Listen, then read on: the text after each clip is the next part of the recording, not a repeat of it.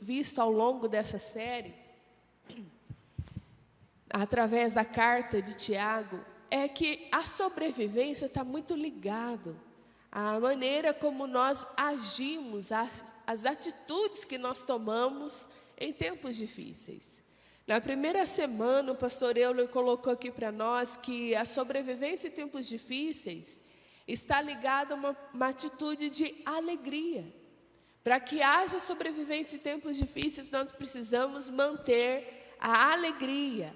E essa alegria é o reconhecimento de que a nossa satisfação, de que a nossa esperança não está ligada às circunstâncias, mas em quem Deus é.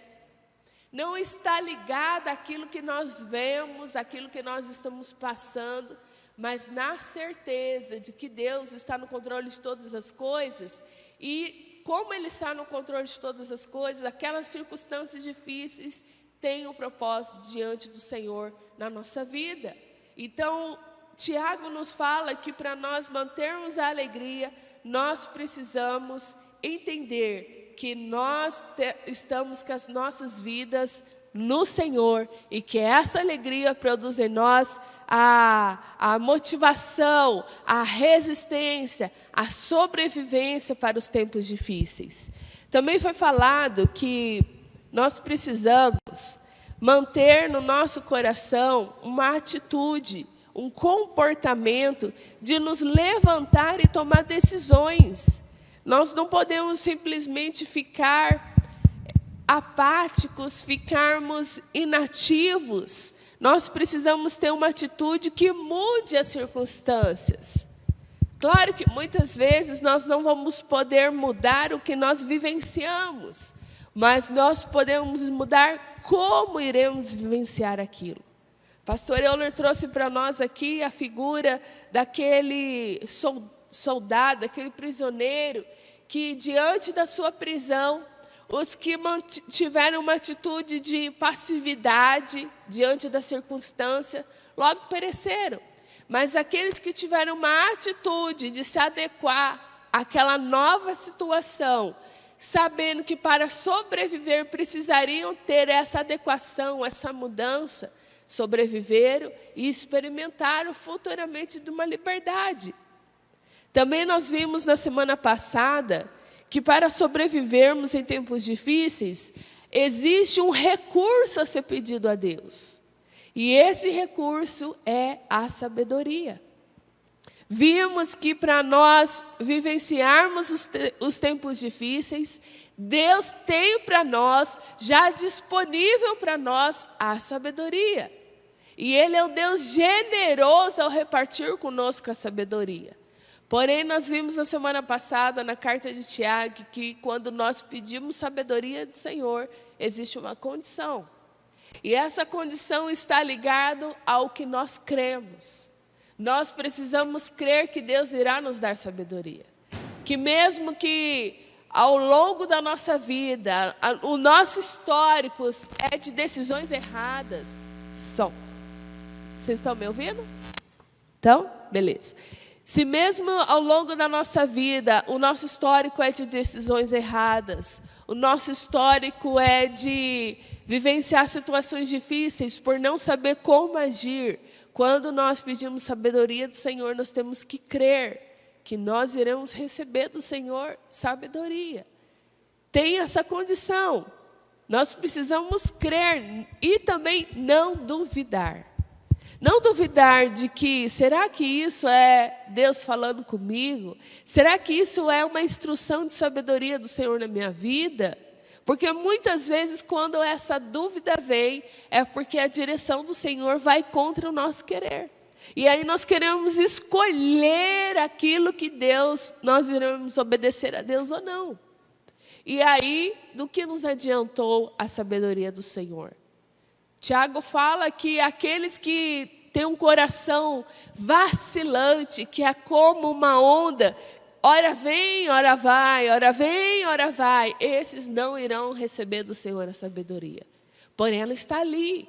É um recurso já acessível, que se nós tivermos fé e tivermos em nosso coração um comprometimento de seguir a sabedoria do Senhor, Mesmo que essa sabedoria vá na contramão daquilo que nós queremos, nós teremos do alto uma sabedoria de uma forma generosa, dada pela parte do Senhor.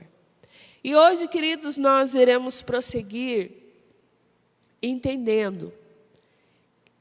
Só um instantinho, certo. Nós iremos prosseguir entendendo que para haver a sobrevivência em tempos difíceis, há uma teologia a ser entendida. O que eu quero dizer com os irmãos sobre isso, sobre teologia? Se nós vermos literalmente o significado da palavra teologia, tel, no grego, é Deus. Logia está ligada a logos, a palavra, a conhecimento, a estudo. Então, se nós juntarmos esses dois conceitos, Deus e estudo e conhecimento, aquilo que é dito sobre, queridos, nós iremos entender que teologia é um estudo sobre Deus. E nisso nós entendemos que nesse estudo sobre Deus, nós nunca iremos compreender de uma maneira findável a pessoa de Deus. Porque Deus é um ser infinito. Nunca a nossa mente temporal irá compreender um Deus atemporal. Eu lembro que quando eu era criança e eu comecei a entender esse conceito de Deus, da infinitude de Deus, eu ficava pensando assim, eu tenho uma mãe, eu tenho um pai. Os meus pais tiveram uma mãe e um pai. E os pais deles tiveram uma mãe e um pai. Até chegar em Adão e Eva, que eu aprendi na escola dominical, que foi o primeiro pai e a primeira mãe da terra. E aí, Adão e Eva veio de Deus. Mas de onde que Deus veio? Eu ficava com esse questionamento na minha cabeça, de onde que veio Deus? Não, mas Deus sempre existiu. Tá, mas se Ele sempre existiu, como que Ele começou a existir? Não, Ele sempre existiu. A mente não conseguia entender esse conceito infinito, da eterna existência de Deus. E muitas vezes a nossa mente é assim, a gente tenta encaixar um Deus infinito, um Deus grande, na nossa mente limitada, que teve um início e um fim. Porque tivemos um início e sabemos que vamos ter um fim, nós queremos colocar Deus dentro da nossa categoria. Porém, Deus é absoluto. Porém, Deus, Ele é infinito, Ele é imutável. Deus é onisciente, é onipresente, é onipotente. Esse Deus não cabe dentro do nosso cérebro. E aí, por tentarmos adequar Deus a caber dentro da nossa caixa craniana, muitas vezes nós entendemos Deus de uma forma errada. Nós criamos uma imagem de Deus na nossa mente, daquilo que a gente acredita que seja um Deus mais encaixável com a revelação que a gente entende da palavra. E a gente começa a vivenciar a nossa vida, a nossa adoração, o nosso culto a esse Deus. E nós temos que tomar um cuidado. Porque ao formarmos uma figura fechada de quem é Deus, nós criamos um ídolo. Porque Deus, Ele não é uma compreensão fechada. Nós sempre teremos o que aprender do Senhor. Deus sempre irá nos surpreender com a sua revelação, através da palavra, através da criação, que são as duas revelações que Deus deixou disponível para a humanidade. A palavra e a criação. São dois livros diferentes, a palavra e a criação, falando do mesmo assunto, de um Deus que nos ama e quer ter um relacionamento conosco. Quando nós vivenciamos tempos difíceis, muitas vezes, aquele Deus que nós criamos na nossa mente, entra em conflito com o que a gente está passando. E aí vem as crises da nossa fé. É aí onde que a nossa espiritualidade oscila. Parece que perde a base, perde o chão, mas poxa vida, será que realmente foi Deus que me chamou? Se Deus me chamou, por que isso está acontecendo comigo? Porque eu me dispus a vivenciar o chamado do Senhor, mas parece que está sendo contra aquilo que Deus quer, porque olha a situação difícil que eu estou passando. Será que o meu casamento realmente foi conduzido por Deus? Porque eu me dispus a seguir aquilo que Deus fala na sua palavra, mas olha a situação difícil que nós estamos passando. E aí parece que não encaixa as peças. O que nós precisamos entender para sobreviver a esses tempos difíceis, que existe então uma teologia a ser entendida aqui. Vamos pegar o exemplo. Existe o relato de um pastor de Hong Kong, na China, que uma vez, quando ele não estava em casa, mas a sua igreja estava reunida em sua casa, veio oficiais do governo e surpreendeu aquela igreja que estava reunida às escondidas na casa daqueles pastores. E a esposa do pastor, vendo que os oficiais do governo chegou, ela tirou os irmãos da igreja pelas portas do fundo. E quando eles chegaram, fazendo perguntas, aquela mulher se colocou como pastora daquela igreja, para proteger os seus irmãos em Cristo, para proteger o seu esposo, que não sabia o que estava acontecendo. Ela assumiu a igreja diante do Senhor, diante daqueles oficiais, e se colocou como esposa. Resultado, aqueles oficiais levaram ela presa e ela foi espancada por 2 dias. 2 dias. E esse pastor que teve a sua esposa espancada por 2 dias, por se colocar como uma líder diante da comunidade, ele termina o seu relato dizendo assim: você consegue imaginar que Deus nos considera dignos de sofrer por Ele? Essa foi a fala desse pastor. No coração desse pastor não existia uma revolta. Porque Deus permitiu que isso acontecesse com a minha esposa? Porque eu não estava lá quando isso aconteceu? Nós estamos servindo ao Senhor porque Ele não enviou anjos, porque o Senhor não cegou aqueles oficiais, porque Deus não fechou o entendimento deles e eles deixassem passar a situação. Não. A fala dele é: você consegue imaginar que Deus nos considerou dignos de sofrer por Ele? Queridos, eu paro e penso, e isso para mim é algo muito chocante. Como que eu reagiria nessa situação? Como que você se reagiria nessa situação?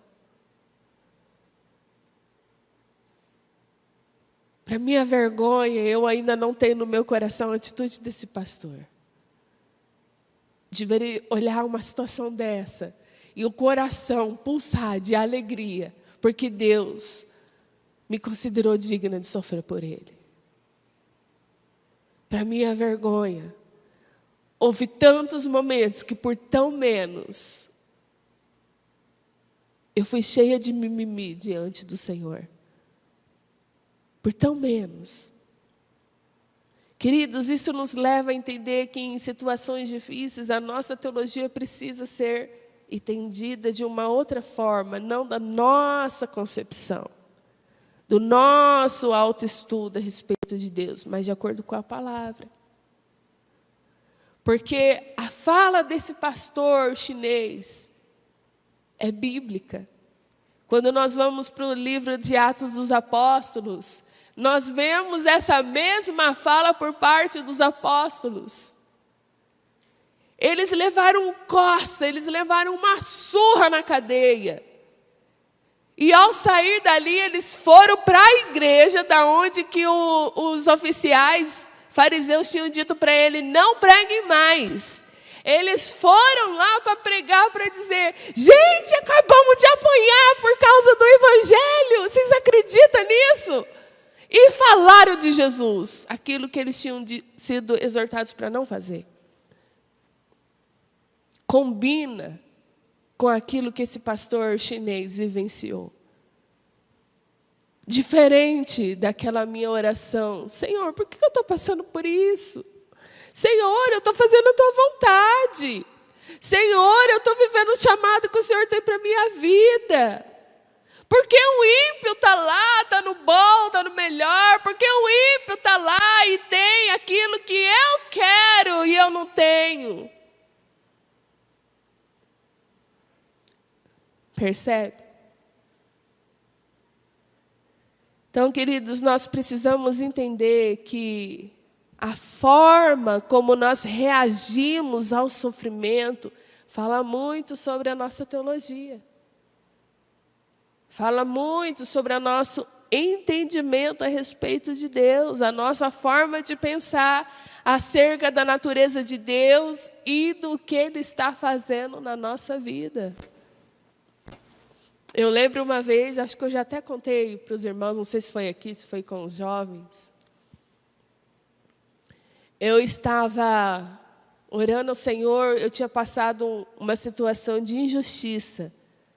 E se tem algo que mexe com o ser humano, é ser injustiçado, não é verdade? Quando a gente é injustiçado, a gente sente raiva, a gente se sente humilhado, a gente se sente incomodado, não desce para nós a injustiça. E eu tinha passado por uma situação de injustiça. E eu estava diante do Senhor, Deus, aconteceu isso, aconteceu aquilo, olha só, olha só, olha só. Olha como que eu estou sofrendo, Deus. E eu falando com o Senhor, Ele falou comigo assim: mas você está sofrendo mais do que Jesus? Você já chegou ao ponto de sofrer mais do que Jesus? E eu, Nós levantamos uma bandeira: eu sou cristão. Eu quero viver a causa de Cristo.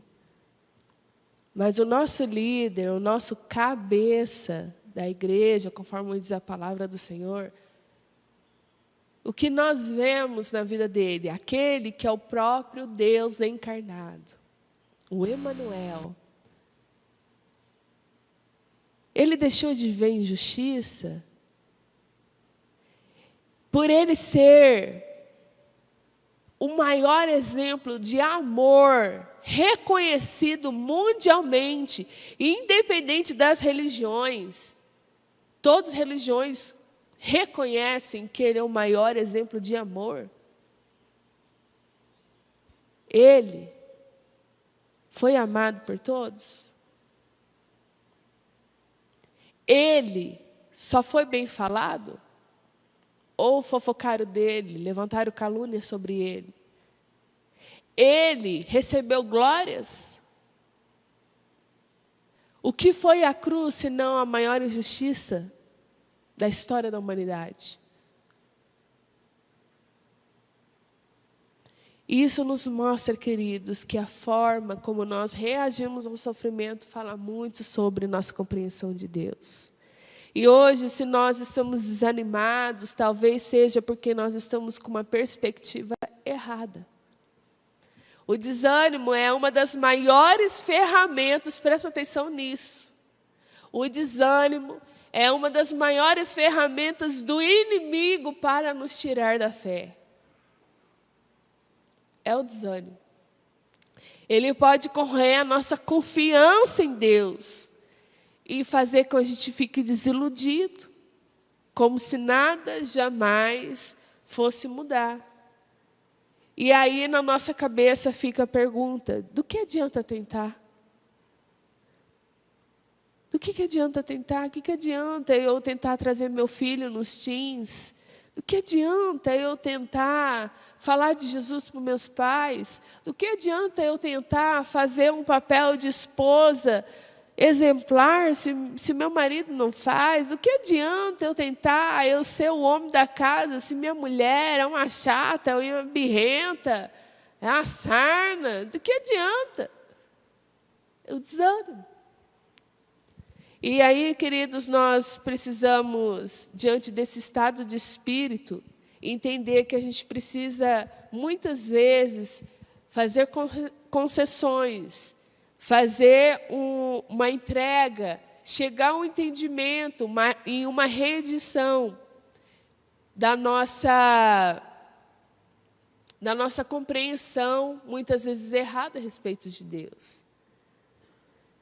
Em Tiago, capítulo 1, verso 12, a carta que nós estamos embasando essa série, diz assim, Tiago, capítulo 1, verso 12, feliz é aquele que suporta com paciência as provações e tentações, porque depois receberá a coroa da vida que Deus prometeu àqueles que o amam. Olha isso. Feliz é aquele que suporta com paciência as provações e tentações, porque depois receberá a coroa da vida que Deus prometeu àqueles que o amam. Qual é a ideia aqui, queridos? Se nós temos uma teologia correta a respeito de Deus, uma teologia bíblica, não uma teologia baseada num pregador da vez, não é uma teologia baseada naquilo que eu fecho na minha caixinha, no meu entendimento sobre o que é Deus. E cada um fica com a sua verdade. Hoje a gente vive essa realidade. O que é a verdade? A minha verdade pode ser que não seja a sua verdade. Gente, isso não existe. A verdade é uma só. Quem é a verdade? É Cristo. Ele já disse. Não existe esse relativismo. E hoje a gente vive uma cultura em que tudo bem você ter a sua revelação de Deus, eu tenho a minha revelação de Deus, eu te respeito, você me respeita, e vamos nessa. Tá bom, você pode ter essa compreensão, eu posso ter essa compreensão, mas Deus não está nisso, não. Não é porque a gente fez esse acordo que Deus vai respeitar um acordo que foi feito aqui. Ele é Deus, Ele é absoluto. Ele vai continuar sendo quem Ele é, independente do acordo que a humanidade fez aqui nesse globo terrestre. Ele não está dentro disso. Ele já se revelou através da natureza, da sua criação e através da palavra. E aqueles que estão com um entendimento dentro da palavra conseguem suportar com paciência as provações e as tentações, porque estes que estão com uma compreensão de quem é Deus, de acordo com a palavra, entende que isso é só um momento, que isso não nos define, que isso é findável. E o que é eterno não é sofrimento, o que é eterno não é provação, o que é eterno é aquilo que Deus prometeu. É uma coroa, é um prêmio recebido, é um relacionamento vivido.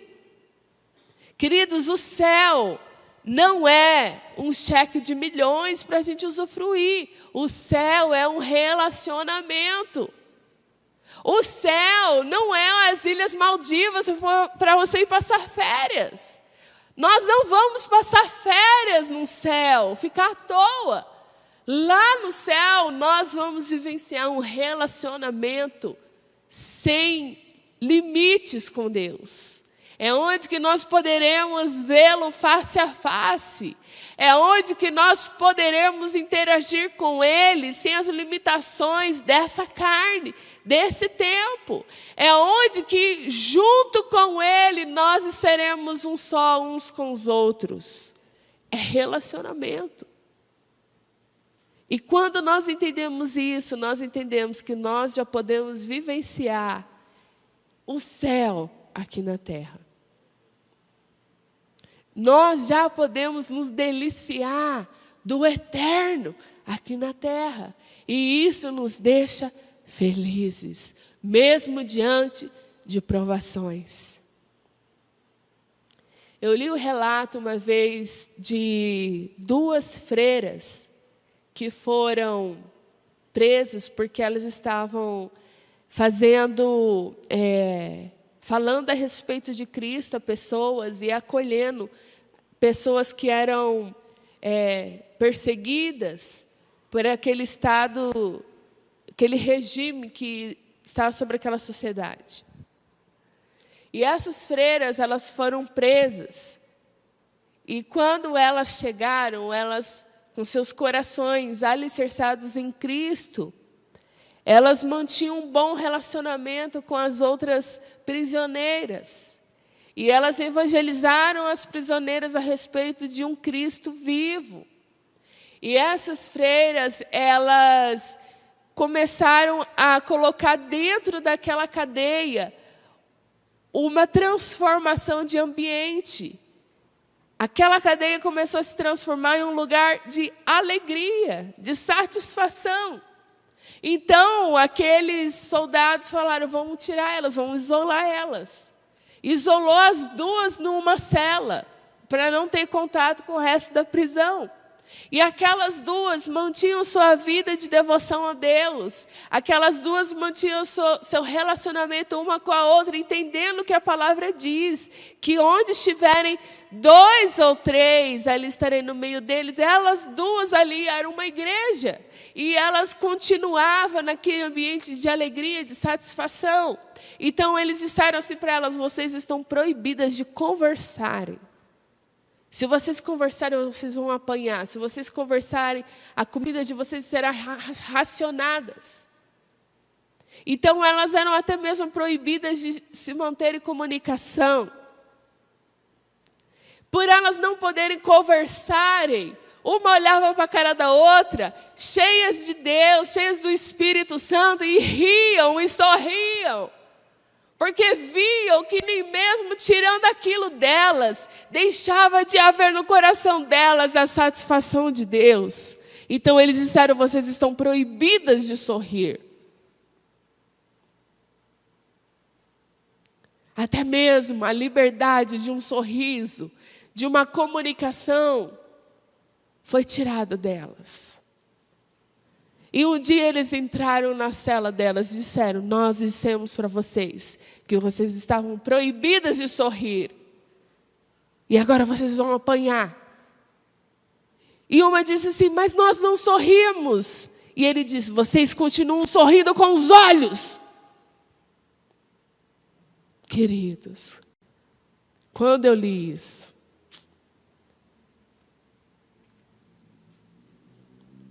nós cantamos aqui, a perseguição não parou a igreja, o Coliseu não parou a igreja. O que tem nos parado? O que tem roubado o sorriso dos nossos olhos? O que tem amargado a nossa vida?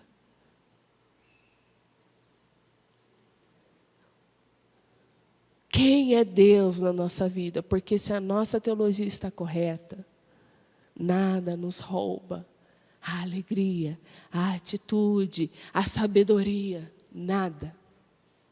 Porque entendemos que isso é temporário, que a nossa vida não está nas mãos daqueles que podem nos tirar deste mundo.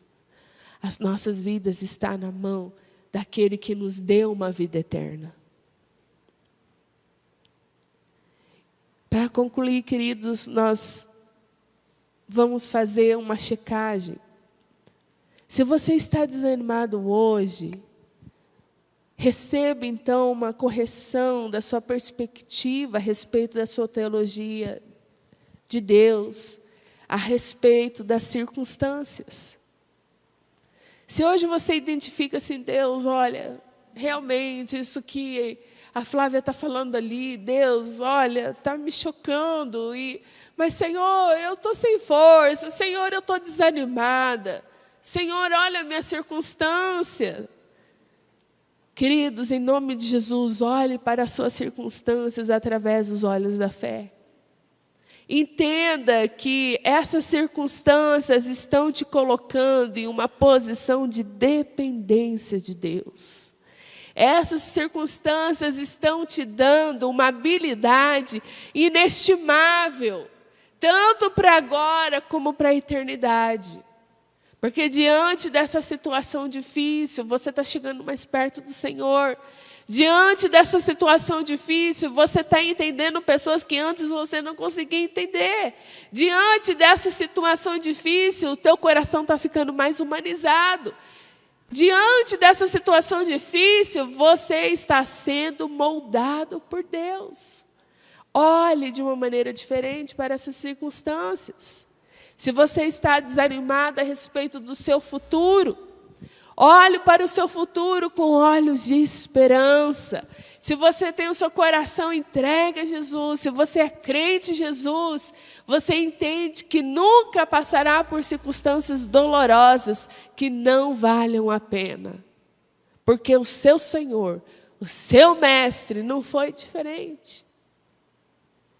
Ele viveu circunstâncias difíceis. Ele veio a esse mundo sabendo o seu fim nesse mundo.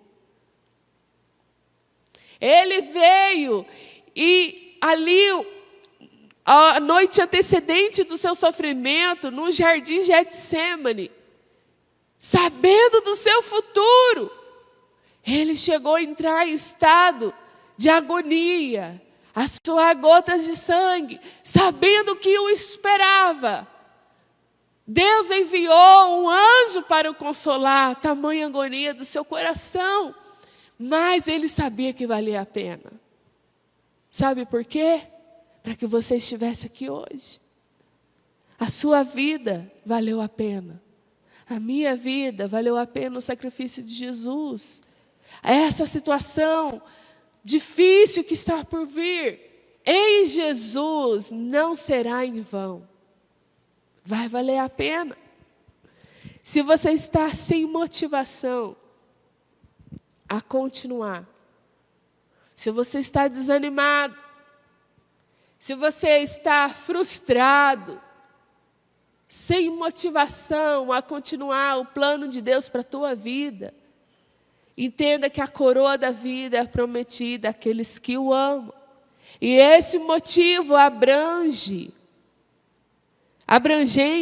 firma a nossa visão na eternidade. A sua motivação não é ser aprovado por todos. O que vai te motivar não é as coisas saírem do jeito que você quer, porque, querido, sinto te decepcionar, mas nunca vai sair do jeito que você quer. Isso é uma coisa que, quando eu fiquei noiva, já me prepararam. Olha, você vai planejar teu casamento, mas entenda uma coisa. Nunca vai ficar do jeito que você quer. E eu lembro que eu tive o vestido que eu escolhi, que foi um milagre de Deus. Já contei aqui para vocês como é que foi meu casamento. Escolhi a decoração, consegui pagar a decoração do casamento.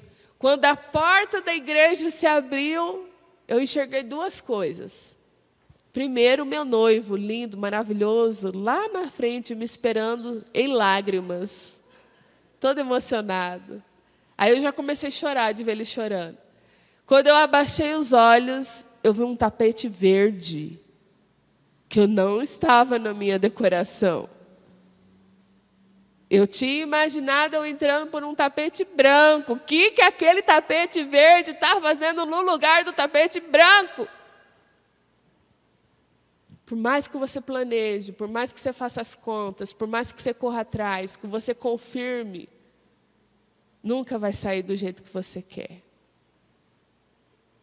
E aí onde que está a sua motivação? Sua motivação tem que estar lá na promessa. Sua motivação tem que estar lá na coroa que Deus tem para você, para aqueles que Ele ama.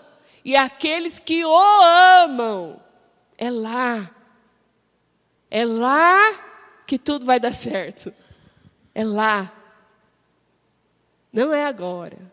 Aqui vai ter provação, aqui vai ter tentação, aqui vai ter dias que a gente vai sobreviver, a gente não vai nem viver, né? A gente vai sobreviver aquele dia. E para isso nós precisamos entender uma teologia embasada na palavra, não em nós.